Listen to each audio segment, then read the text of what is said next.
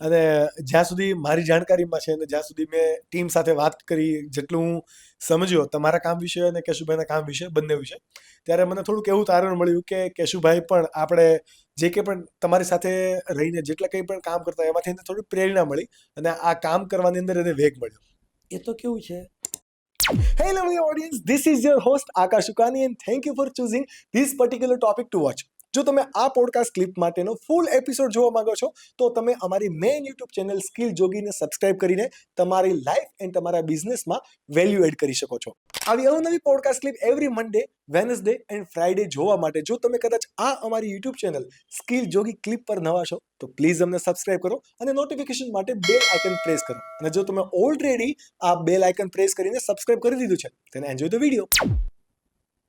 આ બધી વસ્તુ પૂર્વના ભગવાનની કૃપા, માતા પિતાના આશીર્વાદ, પૂર્વના સંસ્કાર, એનાથી આ બધી થાય છે. બાકી લાખોપતિ કરોડપતિ ઘણા હોય પણ આવી પ્રવૃત્તિને જોડે આગળ ના વેઠે ગણી શકાય. જેમ આપણે કિશોરની ચર્ચા થઈ એમ ડાંગ જિલ્લાની અંદર ગામો ગામ હનુમાનજી તો મંદિરો નહીં પણ મૂર્તિ હોય, ઝાડ નીચે હનુમાનજી આમ રાખ્યા હોય, મંદિરો ના હોય. તો દર વર્ષે આપણા SRK તરફથી મેડિકલ કેમ્પ ડાંગ જિલ્લામાં થાય. 101 ડૉક્ટરો બહુ મોટા પાયા ઉપર અને લગભગ 10,000 થી 12,000 લાભાર્થી લાભ લે. એમાં સાડી વિતરણ, ભોજન બધું આવી જાય. બહુ સરસ કેમ્પ થાય.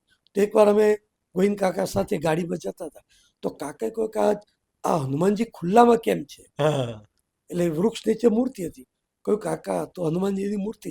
તો કે ખરી, પણ ખુલ્લામાં કેમ? અમે કહ્યું કાકા એ તો દરેક જગ્યાએ છે. ગામો અમે કહ્યું 311 ગામમાં હનુમાનજી છે પણ મંદિર તો 2-5 જગ્યાએ જ છે, બાકી બધે ખુલ્લું. તો કે આવું કેવું? આપણા હિન્દુ ધર્મ, સનાતન ધર્મના અને હનુમાનજી કેવા ભક્ત, અને એમનું કંઈ તો એમનું મંદિર ના થાય? કોઈ મંદિર કરે તો સારું, પણ કરે કોણ? તો કાકાને ભગવાન એવી તરત પ્રેરણા કરી, કાકા કે આપણે કરીએ. ભગવાને એમ કે છે કે આપણે આપ્યું છે તો આપણે કરીએ. પછી કે તમે એકવાર સુરત આવો, VN ગોધાણીમાં અમે આર્કિટેક્ટ ને બીજા કાર્યકરો મિટિંગ કરી. એટલે મને પૂછ્યું કેટલામાં મંદિર થાય? એટલે મેં કહ્યું કે 3 લાખમાં થાય. કારણ કે અગાઉ થોડાક પહેલા મેં જોયું 1 લાખમાં એક મંદિર થયેલું, એક ભાઈએ બાંધેલું. એણે મને કહ્યું 1 લાખમાં થયું. તો કાકા કહેતા કે આપણે થોડુંક સારું કરી. તો મેં કહ્યું 3 લાખમાં થઈ જાય.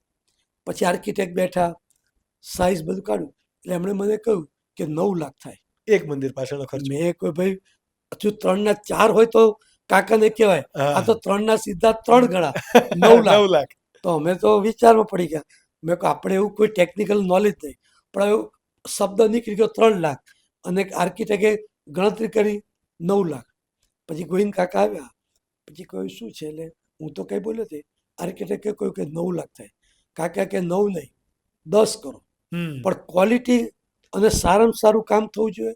લાંબો ટાઈમ ટકવું જોઈએ. હજુ આમાં સુધારો જે કંઈ કરવા પડે કરો, પણ સારામાં સારું કરવાનું. એટલે એમણે તો એકદમ એટલી બધી હિંમત આપી દીધી. અને પછી તો એ મંદિર, શરૂઆતના જે મંદિરો બન્યા એ 12 લાખ થયા. અત્યારે 3 સાઇઝના મંદિરો એ બને છે. એમાં 14 લાખ, 18 લાખ, 24 લાખ એ પ્રકારના. એટલે મારુતિ, મહાબલી અને બાહુબલી આ 3 પ્રકારના મંદિરો બને છે. 124 મંદિરો તો થઈ ગયા છે. 311 નો સંકલ્પ છે ને? હા, 311 ગામ છે. એટલે 311 ગામમાં એક ગામમાં મંદિર બનવાનું. અત્યારે હમણાં જ આ રવિવારે 23 તારીખે એક સાથે 5 મંદિરના લોકાર્પણ છે. હા, એમાં 111 એટલે 111મું મંદિરનું પ્રતિષ્ઠા છે. બીજા મંદિરો થઈ ગયા છે, વપરાય છે, પણ લોકાર્પણ બાકી છે. ગામના લોકોએ પ્રતિષ્ઠા કરી અને આરતી બધું ચાલુ થઈ ગયું છે. એટલે એ પણ એક ડાંગ જિલ્લાની અંદર. અચ્છા, મંદિર એટલે આપણને પહેલો જ કેવું આવે, આપણે મંદિરો જોતા હોય મોટા, એની અંદર આરતી, થાળ ને બધું. જ્યારે આજે ડાંગ જિલ્લાના હનુમાનજીના મંદિરો છે એ ગામનું એક કોમ્યુનિટી સેન્ટર છે. મંદિર એક આખા બધાને જોડવાનું કેન્દ્ર છે. આજે ત્યાં કોઈ વાર કોઈ મિટિંગ કરવી હોય, અમે ગયા ગામમાં કે ભાઈ ચાલો આપણે કંઈક આયોજન કરવું છે, તો કોઈના ઓટલા પર બેસી તો કે ભાઈ પેલા નહીં આવે. કેમ? તો કે આ ફલાણા રાજકીય પક્ષવાળા છે. પેલા બાજુ જા તો કે આ ફલાણા રાજકીય પક્ષમાં કોઈક ને માન્યતા કોઈક ધરાવે છે. નડતું હોય. એટલે કોઈના ઘરે શું હોય છે, એકબીજાના વિચારો, કૌટુંબિક ભેદભાવ એ ભેગા, જ્યારે મંદિર બધા જ ભેગા થાય. હમ. બીજું કે આદિવાસી પ્રજામાં વ્યસનો બહુ સહજ હતા, પણ આ મંદિરના માધ્યમથી એક બહુ મોટું પરિવર્તન હમ. હવે દેખાઈ રહ્યું છે. અને જો આગામી 5 વર્ષમાં તો એના આમ કે ને ફળ એવા સરસ આવશે કે આજુબાજુના વિસ્તારના લોકો આનો અભ્યાસ કરવા આવશે હમ. કે ભાઈ આ એક ક્રાંતિ થઈ કઈ રીતે.